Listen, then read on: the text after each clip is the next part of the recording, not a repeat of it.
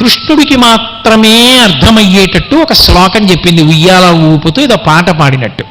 సింహ ప్రసేనమవధీహి సింహో జాంబవతాహత సుకుమార కమారోధీహి తవ హ్యేషా శమంతక అంది. సింహం ప్రసేనుణ్ణి చంపేసింది, సింహాన్ని మా నాన్న జాంబవంతుడు చంపేశాడు, మా నాన్న ఈ శమంతకమణిని మా తమ్ముడు కోసం తెచ్చాడు, తెచ్చి ఉయ్యాల మీద కట్టాడు. ఓ సుకుమారక అంటే ఓ చిన్నపిల్లాడా ఏడవకురా అబ్బాయి, ఈ శమంతకమణి నీకేలే, నీకోసమే నాన్న తెచ్చాడు అంది. అంటే కృష్ణుడికి కథ అర్థమైంది ఎక్కడి నుంచి వచ్చిందో.